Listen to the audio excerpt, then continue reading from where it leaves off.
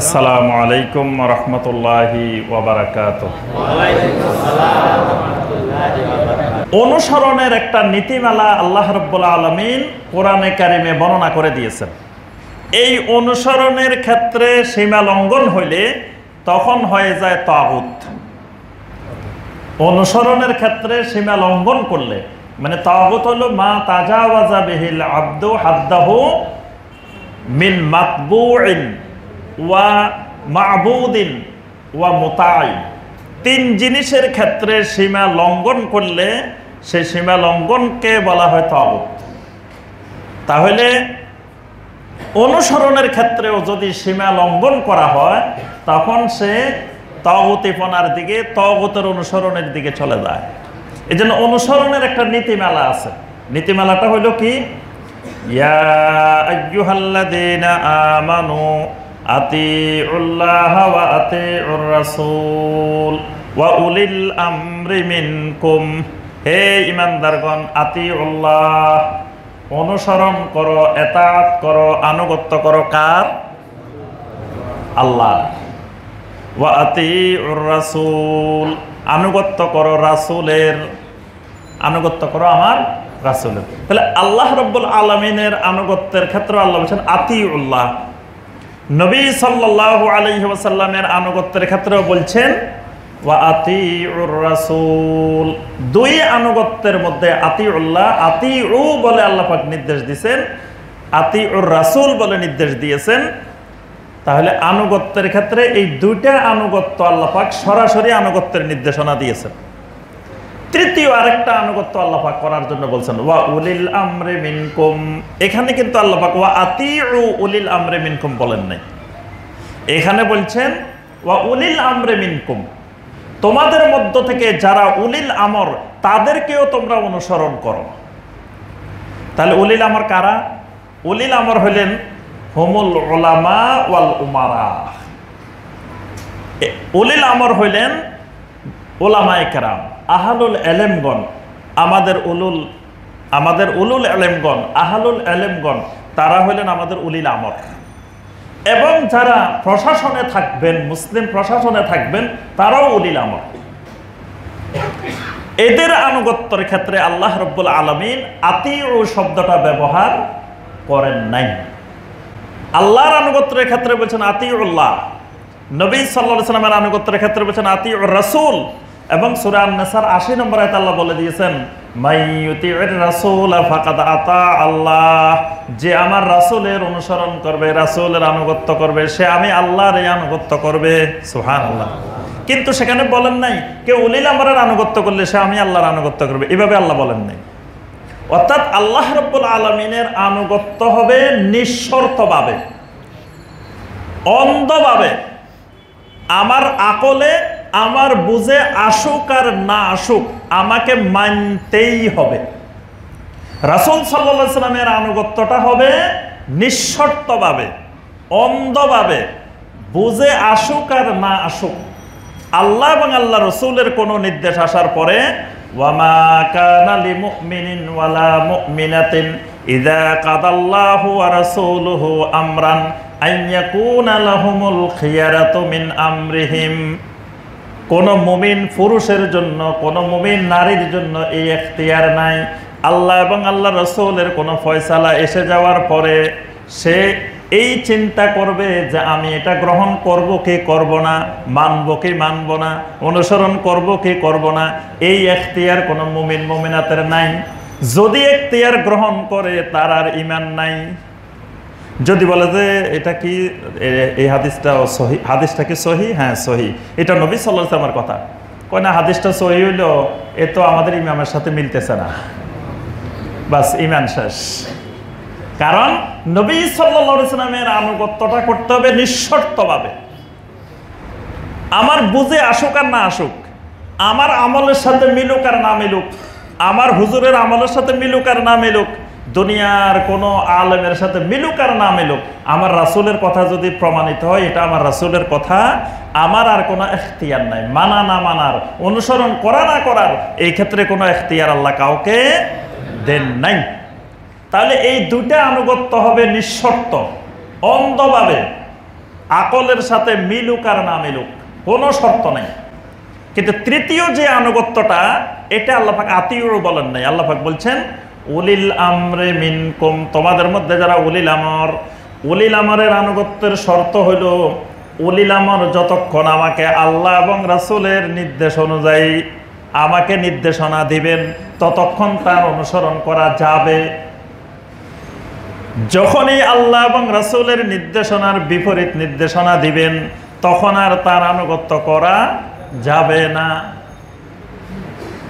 তায়াম্মুম ততক্ষণ থাকবে যতক্ষণ পানি পাওয়া যাবে না।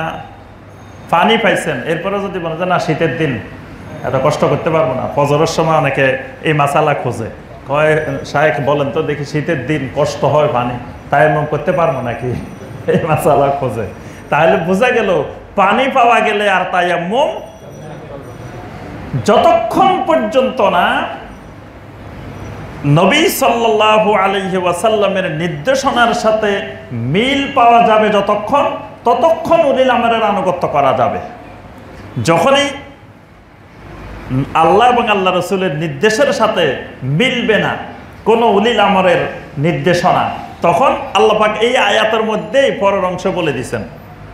কিন্তু দেখা যায় আমাদের সমস্যা, শাইখুল ইসলাম ইমাম ইবনে তাইমিয়া রাহিমাহুল্লাহ একটা সুন্দর কথা বলছেন যে বেদাতীদের বড় বৈশিষ্ট্য, আহলুল বেদার এটা একটা বড় বৈশিষ্ট্য যে আহলুল বেদারা সবসময় আয়াতের একটা অংশ তালাবাত করে, পুরাটা তালাবাত করে না। দেখবেন এটা দেখলে বুঝে যাবেন যে পাক্কা বেদাতি। আয়াতটা পুরা তালাবাত করবে না, আয়াতটার একটা অংশ তালাবাত করবেন। এটাই বেদাতীদের বড় বৈশিষ্ট্য। কারণ পুরাটা তালাবাত করলে আল্লাহ রাব্বুল আলামিন ওই সে যেটা মনে করি বসে আছে ওইটার জবাব ওখানে আছে, মানে তার ভ্রান্ত ধারণার জবাবটাই সেখানে আছে। এজন্য দেখবেন যে যত বেদাতের দলিল আছে সব আংশিক, পুরাটা নাই, পুরা আয়াত নাই। যদি আপনি বলেন যে শুনেন আপনি এই রাসূল যে সব জায়গায় হাজির নাজির কই পাইছেন, তো কোরআনেই তো আছে। কি আছে কোরআনে? ওয়ালামু আন্না ফীকুম রাসূলাল্লাহ, তোমরা জেনে রাখো তোমাদের মধ্যে আল্লাহ রাসূল আছেন, তোমাদের মধ্যে আল্লাহ রাসূল আছেন। কোরআনের আয়াত, আল কোরআন সূরা আল হুজুরাত দলিল দিয়ে দিল। কিন্তু তাকে বলেন যে ভাই এর পরেও তেলাওয়াত করেন।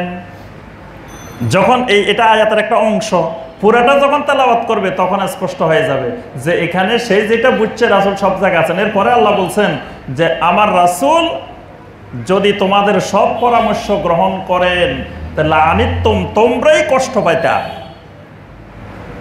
অর্থাৎ আমার রাসূল তোমাদের সব কথা যদি শুনেন, সব পরামর্শ যদি শুনেন, তা কষ্টটা পাইতা তোমরাই। অর্থাৎ এখানে সাহাবায়ে কেরামদেরকে বলছেন তোমাদের মধ্যে আমার রাসূল এখনো আছেন। ওই আয়াতের মধ্যে বিষয়টা স্পষ্ট করা আছে। একজন আসে বলে শুনেন ভাই রাসূল কিন্তু নূরের তৈরি, তো কই পাইছেন? কোরআনে আল্লাহ বলছেন কাদ জাআকুম মিনাল্লাহি নূরুন ওয়া কিতাবুম মুবিন। আল্লাহ বলছে তোমাদের কাছে আল্লাহর পক্ষ থেকে নূর এসছে, কিতাবে মুবিন এসছে। নূর আমার রাসূল, বাস রাসূল নূরের তৈরি, দলিল তো পাওয়া গেছে। এটা তো আয়াতের একটা অংশ, আপনি পুরো আয়াত তেলাওয়াত করেন। এটা কাদেরকে বলছেন আল্লাহ পাক? এর আগে আল্লাহ রাব্বুল আলামিন আহলে কিতাবদেরকে বলছেন ও আহলে কিতাবেরা তোমরা যা কিছু গোপন করতেছো আমার রাসূল তোমাদের কাছে সব কিছু প্রকাশ করে দিচ্ছেন। লাস্টে এসে আল্লাহ বলছেন তোমাদের কাছে আমি এমন কিতাব পাঠাইছি যে কিতাবটা কিতাবে মুবিন, তোমাদের গোপন কিছু রাখে না, সব জাহির করে দেয়, বয়ান করে দেয়। এটা নবী সাল্লাল্লাহু আলাইহি সাল্লামের ব্যাপারে না, শুধু একজন তাফসীরকারক বলছেন যে নূর মানে মুহাম্মদ সাল্লাল্লাহু আলাইহি ওয়াসাল্লাম, নূরের তৈরি না, কিন্তু মুহাম্মদ সাল্লাল্লাহু আলাইহি ওয়াসাল্লামের রূপক অর্থে নূর। কারণ হলো নবী সাল্লাল্লাহু আলাইহি ওয়াসাল্লামের মাধ্যমে হেদায়েতের আলো সারা দুনিয়াতে ছড়িয়ে পড়ছে, অন্ধকার দূরীভূত হয়েছে, ইহুদিদের গোপন তথ্য সব ফাঁস হয়ে গেছে। তাহলে আয়াতটা যদি পরিপূর্ণ তেলাওয়াত করত তাহলে কিন্তু এই সমস্যাটা হইতো না। এজন্য আহলুল বেদার বড় বৈশিষ্ট্য যে আয়াতের অংশ বিশেষ তেলাওয়াত করা।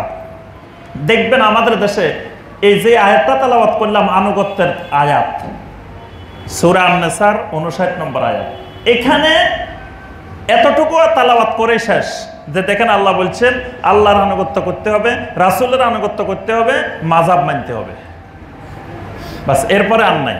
উলিল আমরে মিনকুমের অর্থ হয়েছে, ব্যাখ্যা হয়েছে কি মাযহাব মানতে হবে। আল্লাহ বলছে উলিল আমরের মানতে হবে, কিন্তু উলিল আমরকে যে মানতে হবে ঠিক কথা, কিন্তু উলিল আমরের মানার ক্ষেত্রে আর আল্লাহ রসুলের মানার ক্ষেত্রে দুটো এক জিনিস না। উলিল আমরকে মানাটা হইল শর্ত সাপেক্ষে, আল্লাহ এবং রসুলের আনুগত্য হলো শর্তবিহীন, নিঃশর্তভাবে। এখন এই আয়াতটা পুরাটা এরপরে যান, সামনের দিকে যান। আল্লাহ পাক বলতেছেন যে উলিল আমরে মিনকুম ফাইন তানাযাতুম ফি শাইইন ফারুদ্দুহু ইলাল্লাহি ওয়ার রাসূল। আল্লাহ পাক বলে দিচ্ছেন, যখন তোমাদের উলিল আমরদের মধ্যে তানাজু দেখা দিবে, একজন বলতেছে এটা এইভাবে হবে, আরেকজন বলতেছে এটা এইভাবে হবে, একজন বলে এটা এমনি সুন্নত, আরেকজন বলে এটা এমনি সুন্নত, আল্লাহ পাক বলতেছেন দুইজনের কথা বাদ দিয়ে দাও। দুইজন উলিল আমর বাদ দিয়ে কি করবা? ফারুদ্দুহু ইলাল্লাহি ওয়ার রাসূল, দুইজনের কথা বাদ দিয়ে আল্লাহ এবং রাসূলের দিকে ফিরে যাও। সুবহানাল্লাহ। এখানে আল্লাহ পাক জবাব দিয়ে দিয়েছেন, তাহলে আমি উলিল আমরদেরকে, সালাফে সালেহিনদেরকে, ইমামদেরকে আনুগত্য করব, অনুসরণ করব কি শর্তযুক্তভাবে, নিঃশর্তভাবে না। তাদের অন্ধ আনুগত্য করা যাবে না, তাকলিদে আমা করা যাবে না, তাকলিদে শখসি করা যাবে না। তাকলিদ হলো শিরিক বেদাতের রাস্তা খুলে দেয়। কারো অন্ধ অনুকরণ করা, শর্তহীন আনুগত্য করা কোনো ব্যক্তির আল্লাহ এবং রাসূল ছাড়া, এটা বেদাতের রাস্তা খুলে দেয়। এটা মুফতাতিহু বাবে দলালা, এটা দলালার রাস্তা খুলে দেয়। যত শিরক এবং বেদাতের আবিষ্কার হয়েছে পৃথিবীতে এই পর্যন্ত, এবং বর্তমান দুনিয়াতে যত শিরক এবং বেদাত প্রচলিত আছে, তার সবগুলার গোড়া খুঁজতে দেখা যাবে মূল কারণ হলো আর তাকলিদ আল আমা, অন্ধভাবে তাকলিদ করা। তাকলিদ কাকে বলা হয়? তাকলিদ হলো কোনো ব্যক্তিকে এমনভাবে অনুসরণ করা বেগাইরে দলিল, দলিলবিহীন, যে দলিল দরকার নাই, উনি তো দলিল। কমিয়া অমুক আল্লামা বলছেন, আল্লামা অমুক রহমতুল্লাহ আলাইহি বলছেন, আল্লামা অমুক দাবা বলছেন, এটাই তো দলিল। আবার কিসের দলিল খোঁজো মিয়া? অমুক যে দাবা বলছি ওই দাবাই তো একজন দলিল। কি বলেন? অমুক দাবাই তো দলিল, ব্যক্তি তো দলিল। উনি বলার পরেও যদি আবার যে এটা কোথায় পাইছেন, কোন আয়াতে পাইছেন, কোন হাদিসে পাইছেন, তো তুমি ফিতনা ছড়াইতেছ, তুমি গোমরা হয়ে গেছো। ব্যক্তি দলিল, এই ব্যক্তিকে দলিল মনে করা, এটার নাম তাকলিদ। ব্যক্তি দলিল না, দলিল হলো কোরআন এবং সুন্নাহ। কোরআন এবং সহিহ হাদিস হলো দলিল। ব্যক্তি যতক্ষণ কোরআন এবং সুন্নাহর অনুকূলে, ততক্ষণ আমি তার আনুগত্য করব। যখন ব্যক্তি কোরআন সুন্নাহর বাহিরে, আমি তার দ্বারে কাছে নাই। আমার কাছে ব্যক্তি মুখ্য বিষয় না, মুখ্য বিষয় কি? দলিল। এই জন্য সালাফে সালেহিনদের, আইম্মায়ে কেরামদের আনুগত্য করা লাগবে, মানতে হবে। ইমাম আবু হানিফা রাহমাহুল্লাহকে অনুসরণ অবশ্যই করতে হবে, কিন্তু অনুসরণটা হবে এই নীতিমালার ভিত্তিতে, তিনি যেটা নির্দেশনা আল্লাহ এবং রাসূলের নির্দেশনার ভিত্তিতে দিবেন, বাস, আমার সাথে কোনো দ্বিমত নাই। আর যেটা সহিহ হাদিসের সাথে মিলবে না, সেটার সাথে আমি নাই। যদি ইমাম শাফি রাহমাতুল্লাহ আলাইহির কোনো মত সহিহ হাদিসের সাথে মিলে যায়, তা আমি ওই দলিলের সাথে আছে। শাফির সাথেও নাই, আবু হানিফা রাহমাতুল্লাহির সাথেও নাই। আমার ব্যক্তি মূল বিষয় না, আমার মূল বিষয় কি? দলিল। আচ্ছা, এবার আপনাদেরকে প্রশ্ন, তা আপনারা যদি মনে করেন যে না আমার ব্যক্তি দরকার নাই, দলিলে দরকার, তা আপনি দলিলের কি বুঝেন? আপনি বাংলা বুখারী পড়ি আবার সর্বনাশ করবেন। সব মসজিদে বাংলা বুখারী বগলের নিচে লইলে হাঁটবেন, আর ইমাম সাহেবদেরকে প্রশ্ন করবেন, আর মসজিদে ইমাম সাহেবরা আপনার জ্বালায় অতিষ্ঠ হয়ে যাবে। যে ইমাম সাহেবরা এখন বলা শুরু করবে যে আপনি মনে হয় বাংলা বুখারী পড়ি আমল শুরু করে দিচ্ছেন, কারণ আপনি তো দলিল বুঝেন না। জি, এই ক্ষেত্রে ওই যুগে যে সমস্ত ওলামায়ে কেরাম, যেই যুগে যারা জীবিত থাকবেন, যারা নির্ভরযোগ্য কোরআন সুন্নাহর আলেম, যাদের আকীদা বিশুদ্ধ, যাদের মানহাজ বিশুদ্ধ, এইরকম আলেম কিয়ামত পর্যন্ত যুগে যুগে আল্লাহ রাব্বুল আলামিন জমিনে রাখবেন। কেউ যদি হকের উপরে চলতে চায়, ওই উলামায়ে কেরামেরা দলিল কোনটা বিশুদ্ধ এটা গবেষণা করে আমাদেরকে বলে দিবেন। আজকের জামানায় আপনি যদি জানতে চান যে এই বিষয়ে 5টা দলিল আছে, কোন দলিলটা সবচেয়ে বিশুদ্ধ, এটা জানা মুহূর্তের ব্যাপার। পৃথিবীর কোন আলেম থেকে জানতে চান, কত বড় আলেম থেকে জানতে চান, আপনি জানতে পারবেন কি? জানতে পারবেন না? বর্তমান দুনিয়ার যারা সবচেয়ে বড় আলেম, তাদের থেকে আপনি জেনে নিতে পারবেন কোন দলিলটা সবচাইতে বিশুদ্ধ। তাহলে ইমাম আবু হানিফা রাহমাহুল্লাহকে আমরা মানব, অনুসরণ করব, সম্মান করব। কোন ভিত্তিতে? দলিলের ভিত্তিতে। দলিল যেটা তার কোরআন সুন্নাহর সাথে মিলে যাবে, সহিহ হাদিসের সাথে মিলে যাবে, সেটার আমরা আনুগত্য করতে, মেনে নিতে কোনো অসুবিধা নাই। কিন্তু যেটা মিলবে না, সেটাও আমরা তার চেহারার দিকে তাকাই না, আমি এত বড় ইমাম, তার কথা আবার উনি বলছে, এই কথা বললে তাহলে গুমরাহির সম্ভাবনা আছে।